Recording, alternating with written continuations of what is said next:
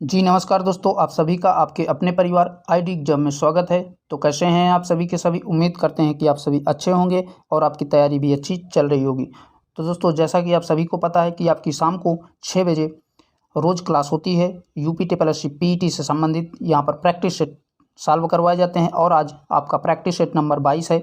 इससे पहले हमने 21 प्रैक्टिस सेट सॉल्व करवा दिया है और अलग से एक चैनल पे प्लेलिस्ट बना दिया गया है। जिन लोगों ने उन सभी क्लासेस को नहीं देखा है तो चैनल पे जा कर के प्लेलिस्ट में वो सारी की सारी आपको क्लासेस मिल जाएंगी और साथ में वो उस प्लेलिस्ट में आपको यूथ पब्लिकेशन का पूरा प्रैक्टिस सेट सॉल्व मिल जाएगा।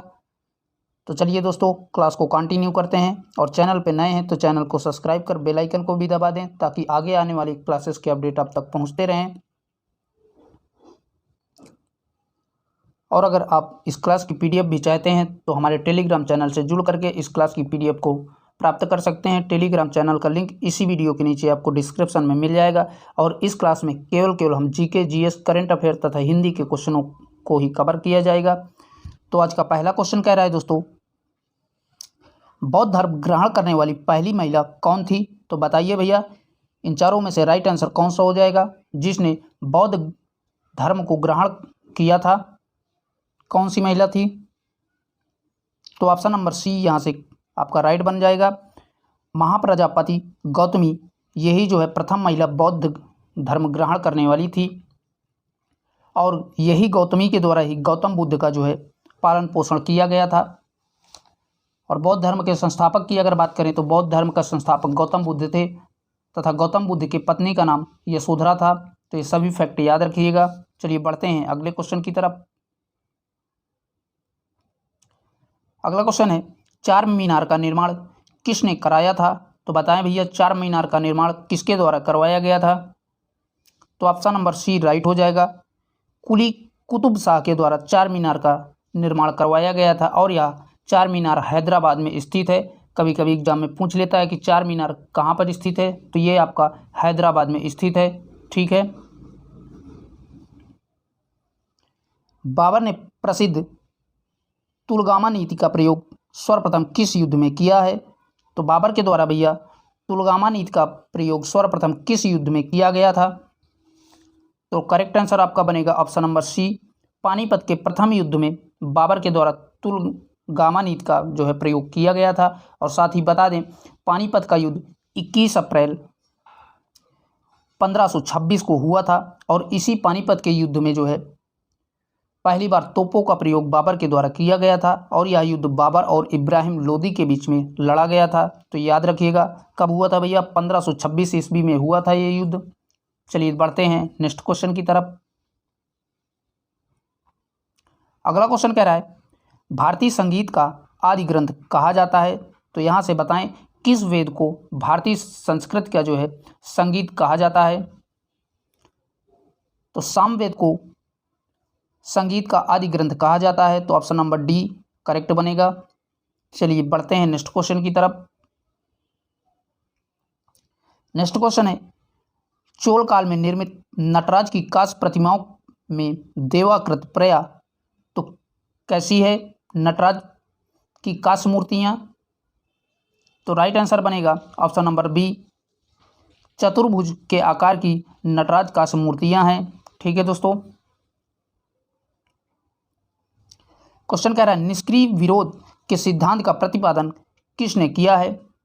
तो बताएं भैया राइट आंसर कौन सा बनेगा। तो निष्क्रिय विरोध का सिद्धांत अरविंद घोष के द्वारा प्रतिपादित किया गया था। तो ऑप्शन नंबर डी करेक्ट बनेगा।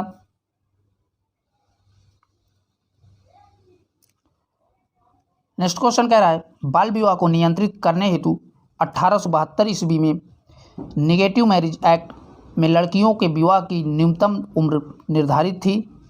तो बताएं भैया बालिकाओं की जो है न्यूनतम आयु कितनी निर्धारित की गई थी 1872 ईस्वी के नेगेटिव मैरिज एक्ट के तहत। तो ऑप्शन नंबर ए करेक्ट बनेगा। 14 वर्ष जो है विवाह की न्यूनतम उम्र निर्धारित की गई थी। ठीक है दोस्तों। नेक्स्ट क्वेश्चन है, भारतीय राष्ट्रीय आंदोलन के 1905 से 1919 की अवधि को कहा जाता है। तो बताएं भैया 1905 से 1919 की अवधि के आंदोलन को क्या कहा जाता था? तो राइट आंसर बनेगा ऑप्शन नंबर बी, उग्रवादी चरण कहा जाता था। और यह उग्रवादी चरण को ही गरम दल के नाम से जाना जाता है तथा यह 1905 से 1919 तक चला था। और बात करें भारतीय स्वतंत्रता आंदोलनों को 3 भागों में बांटा गया है। पहला भाग आपका उदारवादी चरण, जिसे आप नरम दल के नाम से भी जानते हैं, ये जो है 1885 से 1905 तक चला था। दूसरा था उग्रवादी चरण, जिसे गरम दल के नाम से जाना जाता है, जो 1905 से 1919 तक चला था। तीसरा था आपका गांधी युग, गांधी युग जो है 1919 से 1947 तक चला था। तो ये सभी के सभी फैक्ट याद रखिएगा दोस्तों। अगला क्वेश्चन है 1857 के स्वतंत्रता संग्राम से संबंधित प्रथम घटना थी। तो राइट आंसर बनेगा ऑप्शन नंबर सी, सैनिकों का दिल्ली के लाल किले पर पहुंचना। यही जो है 1857 की प्रथम घटना थी। ठीक है दोस्तों। अगला क्वेश्चन कह रहा है सुम्मिलित कीजिए। सूची फर्स्ट को सूची सेकंड से आपको सुम्मिलित करना है। तो पहला कह रहा है अखिल भारतीय हरिजन संघ, तो इसकी स्थापना महात्मा गांधी द्वारा की गई थी। दूसरा कह रहा है अखिल भारतीय दलित वर्ग संघ, तो इसकी स्थापना डॉक्टर भीमराव अंबेडकर के द्वारा की गई थी। तीसरा कह रहा है सत्य शोधक समाज, तो इसकी स्थापना ज्योतिबा फूले द्वारा की गई थी। और लास्ट है आत्मसम्मान आंदोलन, तो इसकी स्थापना रामास्वामी नायकर के द्वारा की गई थी। तो इस तरह से दोस्तों इसका मिलान हो जाएगा। तो कोड के माध्यम से आप बताइए कमेंट बॉक्स में राइट आंसर कौन सा बनेगा। तो ऑप्शन नंबर ए करेक्ट बनेगा, जिसको ए को दूसरे से, बी को चौथे से, सी को पहले से और डी को तीसरे से मिलान कराया है। ठीक है दोस्तों।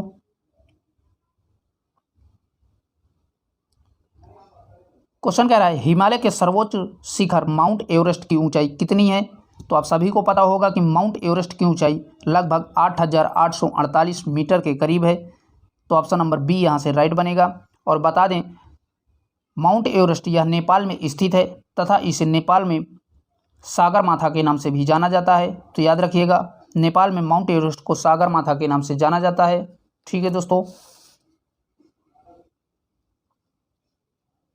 नेक्स्ट क्वेश्चन कह रहा है भारत का वह अभ्यारण्य जिसमें सबसे अधिक हाथियों की संख्या पाई जाती है। तो बताएं भैया कौन सा भारत का ऐसा अभ्यारण्य है जिसमें हाथियों की संख्या सर्वाधिक पाई जाती है? तो ऑप्शन नंबर बी राइट बनेगा, काजीरंगा राष्ट्रीय अभ्यारण्य।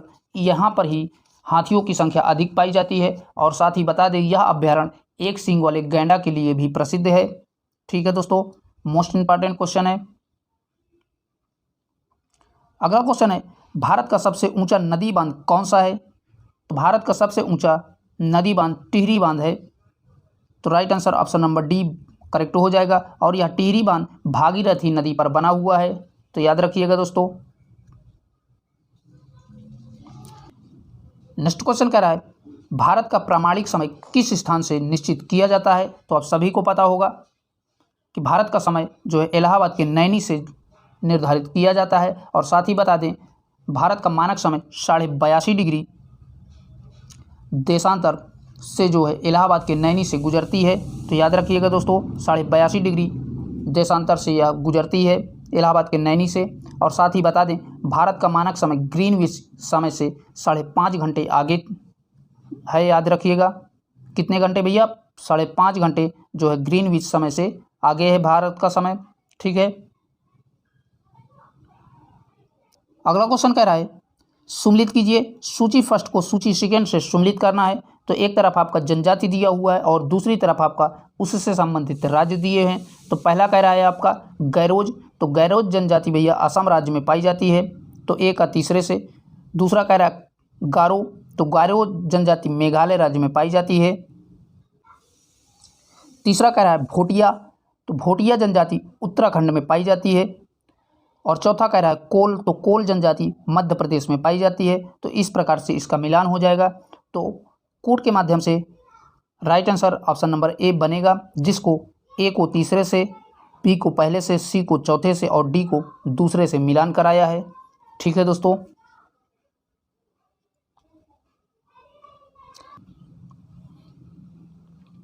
भारत में प्राकृतिक रबर का उत्पादन निम्न में से किस राज्य में होता है? तो राइट आंसर बनेगा केरल राज्य में जो है रबर का उत्पादन अत्यधिक मात्रा में होता है। ठीक है दोस्तों, याद रखिएगा। नेक्स्ट क्वेश्चन है, द्वितीय पंचवर्षीय योजना अवधि में स्थापित 3 लौह स्तंभ संयंत्रों में से कौन शामिल नहीं है? तो बताएं भैया राइट आंसर कौन सा बनेगा? तो राइट आंसर हो जाएगा ऑप्शन नंबर बी, बोकारो लौह स्तंभ। यही जो है द्वितीय पंचवर्षीय योजना में बना लौह स्तंभ नहीं है। और बात करें बोकारो की, तो यह भारत की सबसे बड़ी स्टील कंपनी है जिसकी स्थापना 1964 में की गई थी। तो याद रखिएगा ये एक स्टील कंपनी है, ये आपका लौह स्तंभ संयंत्रों में शामिल नहीं है। ठीक है, इसकी स्थापना 1964 में की गई थी। नेक्स्ट क्वेश्चन है, निम्नलिखित में से क्या क्या गैर योजना व्यय के अंतर्गत आते हैं? तो बताएं भैया कौन कौन से गैर योजना के व्यय के अंतर्गत आते हैं? पहला कह रहा है सब्सिडी, ये आती है। दूसरा कह रहा है ब्याज भुगतान, ये भी आता है। तीसरा कह रहा है रक्षा व्यय, ये भी आता है। और चौथा कह रहा है पिछली योजनाओं में निर्मित आधारित संरचना का अनुरक्षण व्यय, ये भी आपका आता है। तो आपने देखा चारों के चारों जो है गैर योजना व्यय के अंतर्गत आते हैं। तो राइट आंसर बनेगा ऑप्शन नंबर डी, पहला, दूसरा, तीसरा तथा चौथा चारों के चारों जो है इस योजना के तहत आते हैं। ठीक है दोस्तों,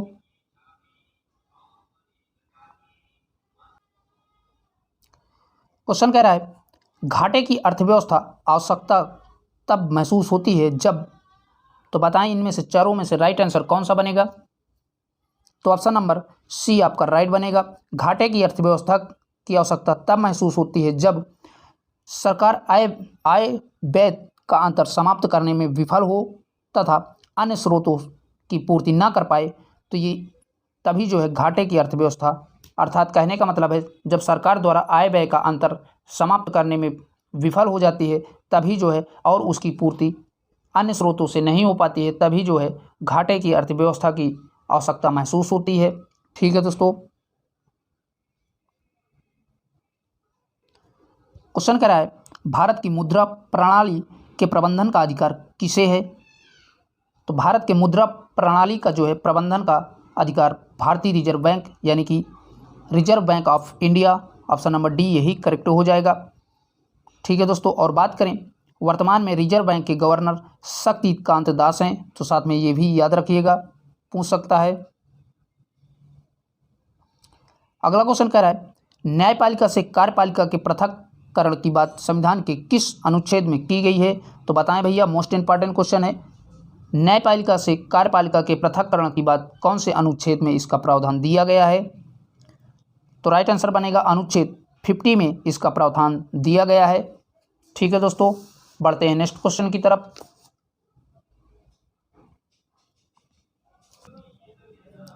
अगला क्वेश्चन कह रहा है कितने वर्षों तक लगातार बाहर रहने पर नागरिकता समाप्त हो जाती है? तो बताएं भैया राइट आंसर कौन सा बनेगा? तो 7 वर्षों तक लगातार बाहर रहने से नागरिकता को समाप्त कर दिया जाता है। और साथ ही बता दें भारत में एकल नागरिकता का प्रावधान है तथा यह संविधान के भाग 2 से अनुच्छेद 5 से लेकर के 11 तक जो है वर्णित है, और यह भाग 2 में है। ठीक है दोस्तों, चलिए बढ़ते हैं नेक्स्ट क्वेश्चन की तरफ। अगला क्वेश्चन कह रहा है मौलिक अधिकारों को लागू करने के लिए निम्नोक्त में से किसी न्यायालय द्वारा जारी किया जा सकता है? तो यहाँ से आपका राइट आंसर बनेगा परमादेश अर्थात रिट के द्वारा जो है जारी किया जा सकता है। तो ऑप्शन नंबर सी राइट बनेगा। और साथ ही बता दें मौलिक अधिकारों को लागू करने के लिए उच्च न्यायालय और उच्चतम न्यायालय द्वारा 5 प्रकार के रिट जारी किए जाते हैं। ठीक है दोस्तों, याद रखिएगा कितने प्रकार के भैया? 5 प्रकार के रिट उच्च न्यायालय और उच्चतम न्यायालय दोनों के द्वारा जारी किए जाते हैं। ठीक है, चलिए बढ़ते हैं अगले क्वेश्चन की तरफ। निम्नलिखित में से कौन से मामले उच्च न्यायालय और उच्चतम न्यायालय की आधिकारिता में आते हैं? तो बताएं। तो ऑप्शन नंबर सी यहाँ से राइट बनेगा, मूल अधिकार का प्रवर्तन, यही जो है उच्च न्यायालय तथा उच्चतम न्यायालय की आधिकारिता में आते हैं। तो ऑप्शन नंबर सी यहाँ से राइट बनेगा। ठीक है दोस्तों, अगला क्वेश्चन है, संसद की कार्यवाही सूची में प्रथम विषय होता है, तो बताएं इनमें से भाई संसद की कार्यवाही सूची में कौन सा कार्य प्रथम होता है। तो राइट आंसर बनेगा ऑप्शन नंबर बी, प्रश्नकाल। यही जो है प्रथम विषय होता है संसद का। और बता दें प्रश्नकाल के ठीक बाद जो है शून्यकाल आता है, तो ये भी याद रखिएगा शून्यकाल कब आता है, प्रश्नकाल के तुरंत बाद शून्यकाल आता है संसद में। ठीक है दोस्तों,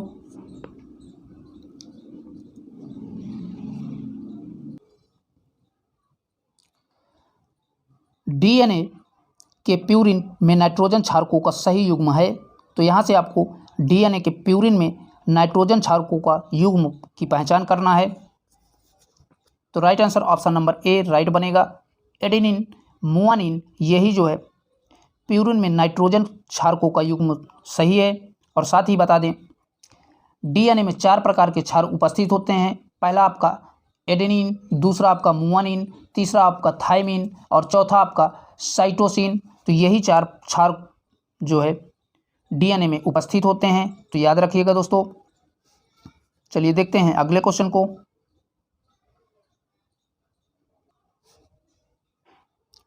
क्वेश्चन है जो कि 27 नंबर का है। कह रहा है निम्नलिखित में यूरिया का सूत्र कौन सा है, तो यूरिया का सूत्र बताएं भैया कौन सा है इनमें से।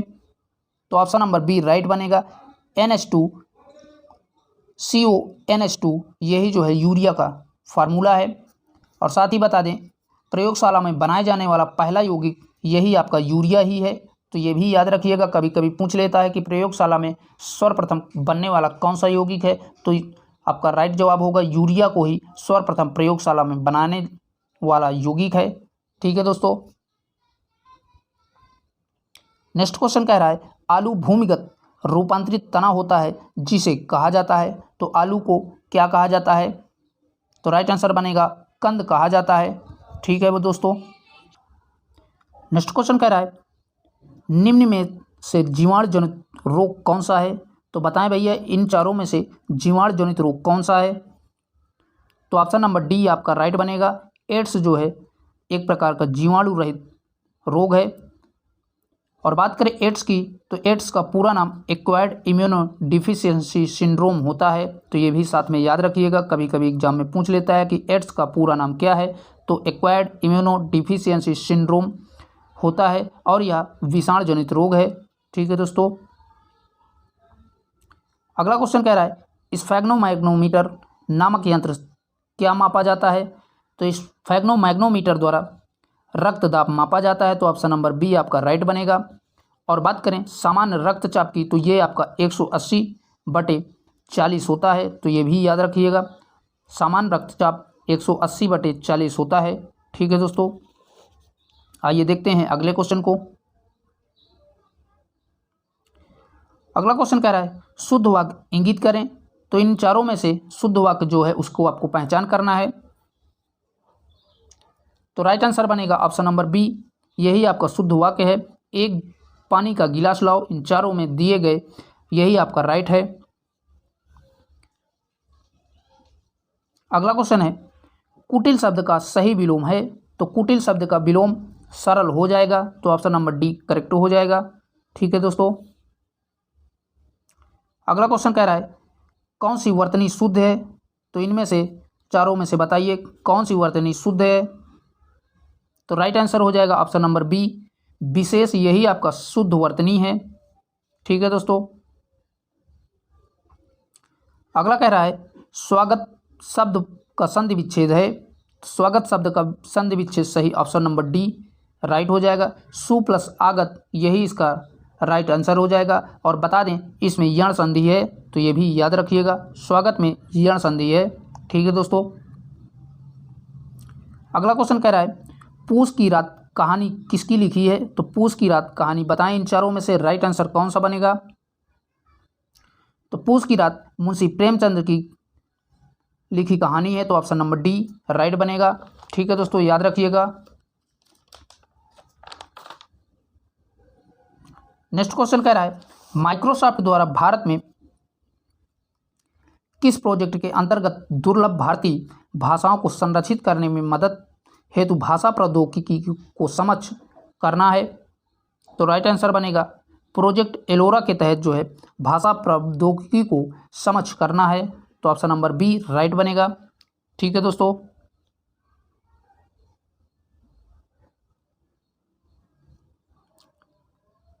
आंध्र प्रदेश सरकार द्वारा प्रदेश की राजधानी के रूप में नई राजधानी किसे चुना गया है? तो राइट आंसर बनेगा विशाखापट्टनम को जो है नई राजधानी के रूप में चुना गया है। तो ऑप्शन नंबर सी यहां से राइट बनेगा। ठीक है दोस्तों, क्वेश्चन कह रहा है जो कि 53 नंबर का है, संयुक्त राष्ट्र महासभा द्वारा 2023 को किस रूप में अंतर्राष्ट्रीय वर्ष घोषित किया गया है? तो यहां से आपका राइट आंसर बनेगा ऑप्शन नंबर ए, मोटे अनाज का अंतर्राष्ट्रीय वर्ष घोषित किया गया है। ठीक है दोस्तों, अगर बात करें भारत सर्वाधिक 41% हिस्सेदारी के साथ दुनिया का सबसे बड़ा मोटे अनाज उत्पादक देश बन गया है। तो याद रखिएगा दोस्तों। अगला क्वेश्चन कह रहा है लद्दाख में दूरस्थ क्षेत्रों में रहने वाले बच्चों के लिए भारतीय सेना द्वारा चलाया गया ऑपरेशन है। तो बताएं भैया, लद्दाख में दूर दराज में रहने वाले बच्चों के लिए कौन सा वायुसेना द्वारा ऑपरेशन चलाया गया है? तो राइट आंसर बनेगा ऑप्शन नंबर बी, ऑपरेशन सद्भावना जो है वायुसेना द्वारा लद्दाख के दूरस्थ बच्चों के लिए चलाया गया है। ठीक है दोस्तों,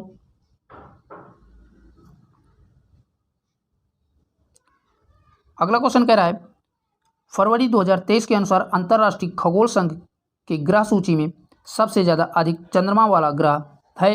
चंद्रमा से यहाँ तात्पर्य है दोस्तों उपग्रह से। तो कौन सा ऐसा ग्रह जो है सबसे अधिक उपग्रह वाला बन गया है? तो right answer option number A यहाँ से बनेगा, बृहस्पति जो है सबसे ज़्यादा उपग्रह वाला ग्रह बन गया है। और साथ ही बता दें 12 नए उपग्रह के खोज के बाद बृहस्पति के पास इस समय 92 उपग्रह हो गए हैं। ठीक है दोस्तों, याद रखिएगा। और शनि की बात करें तो शनि के पास इस समय 83 उपग्रह हैं। ये दोनों के दोनों याद रखिएगा।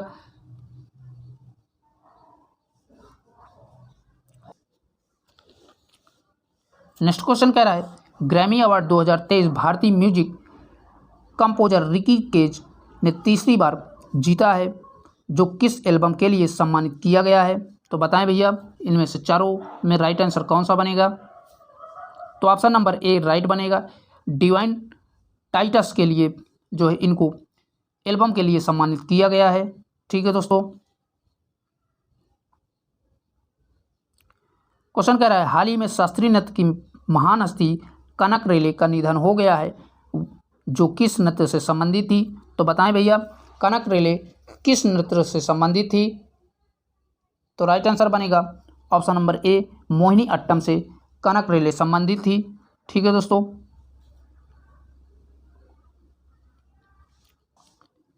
नेक्स्ट क्वेश्चन है भारत ने किसे हराकर पहला महिला अंडर 19 T20 विश्व कप 2023 जीता है? तो भारत ने इंग्लैंड को हरा करके महिला अंडर 19 T20 विश्व कप को जो है जीत लिया है। तो ऑप्शन नंबर बी राइट बनेगा। ठीक है दोस्तों,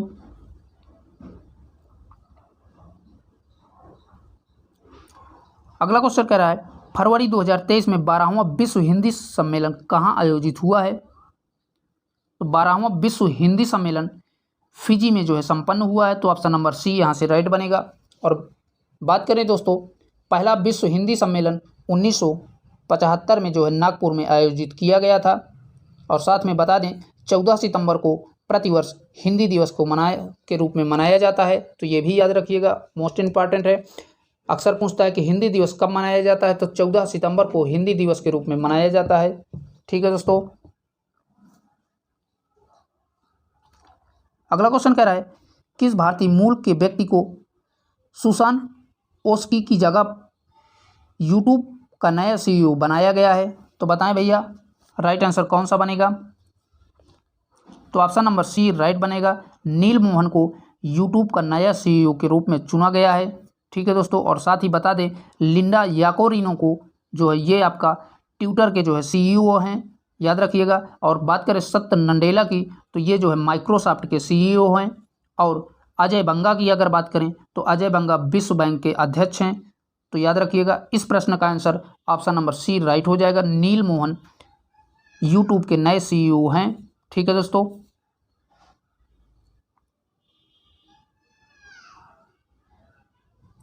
अगला क्वेश्चन कह रहा है डॉक्टर जीवाको के लेखक हैं, तो डॉक्टर जीवाको के पुस्तक के लेखक कौन है इन चारों में से?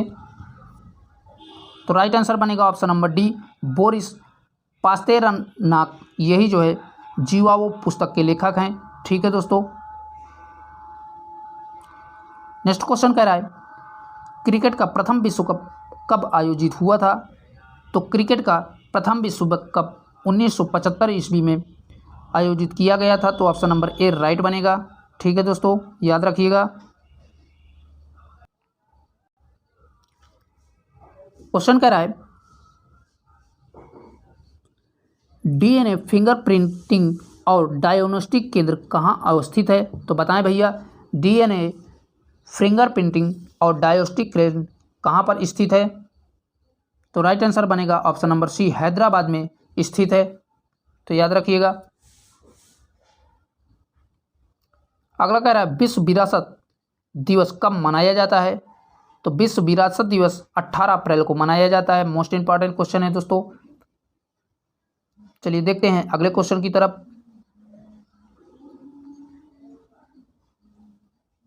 जापान की मुद्रा क्या है? तो आप सभी को पता होगा कि जापान की मुद्रा येन है, तो ऑप्शन नंबर डी यहाँ से राइट बनेगा। मोस्ट इंपॉर्टेंट है, याद रखिएगा दोस्तों। अक्सर पूछता है कि जापान की मुद्रा क्या है, तो जापान की मुद्रा येन है। ठीक है दोस्तों। अगला क्वेश्चन कह रहा है निम्नलिखित युग्मों में से कौन सा युग्म सही सुमेलित नहीं है? तो इनमें से बताइए चारों में से कौन सा युग्म सही सुमेलित नहीं है? तो ऑप्शन नंबर बी यहाँ से राइट बनेगा। मार्क पिलियोसिस स्विट्जरलैंड, यही आपका गलत दिया हुआ है, जबकि मार्क पिलियोसिस स्विट्जरलैंड के नहीं जबकि ऑस्ट्रेलिया के खिलाड़ी हैं, तो यही आपका गलत दिया हुआ था। ठीक है दोस्तों। अगला क्वेश्चन कह रहा है दोस्तों निम्नलिखित महासागर में से किस महासागर से सारगोसा संबंधित है? तो यहाँ से आपका राइट आंसर बनेगा उत्तरी अटलांटिक महासागर से सारगोसा संबंधित है। और बात करें सारगोसा की, तो ये एक प्रकार की घास है जो मछलियों को बहुत ही पसंद होती है। ठीक है दोस्तों, याद रखिएगा, सारगोसा एक प्रकार की घास है और यह मछलियों को अत्यधिक पसंद होती है। अगला क्वेश्चन कह रहा है लोसांग उत्सव कहाँ मनाया जाता है? तो लोसांग उत्सव सिक्किम राज्य में मनाया जाता है और यह फसल कटाई से संबंधित एक प्रकार का उत्सव है जो सिक्किम राज्य के लोगों के द्वारा मनाया जाता है। ठीक है दोस्तों। नेक्स्ट क्वेश्चन है प्रसिद्ध पिंजौर गार्डन कहाँ स्थित है? तो बताएं भैया पिंजौर गार्डन इन चारों में से किस स्थान पे स्थित है? तो ऑप्शन नंबर डी आपका राइट बनेगा। चंडीगढ़ में पिंजौर गार्डन स्थित है। ठीक है दोस्तों। अगला क्वेश्चन कह रहा है भारत में पहला राज्य कौन सा है जिसमें महिला मुख्यमंत्री बनी है? तो इन चारों में से बताएं भैया किस राज्य में सर्वप्रथम जो है महिला मुख्यमंत्री बनी है? तो right answer option number D बनेगा। उत्तर प्रदेश में सबसे पहले महिला मुख्यमंत्री बनी है और जो है ये आपकी सुचेता कृपलानी जी पहली मुख्यमंत्री के रूप में जो है बनी है। ठीक है दोस्तों। तो आज के लिए इतना ही। यहीं तक आपके जीके जीएस करंट अफेयर के क्वेश्चन थे। वीडियो को ज़्यादा से ज़्यादा अपने दोस्तों में शेयर करें और भैया अभी तक आप लोगों ने चैनल को सब्सक्राइब नहीं किया है तो प्लीज़ उसे भी सब्सक्राइब कर लें। फिर मिलेंगे एक नए सेशन के साथ, तब तक के लिए जय हिंद, बाय बाय, टेक केयर।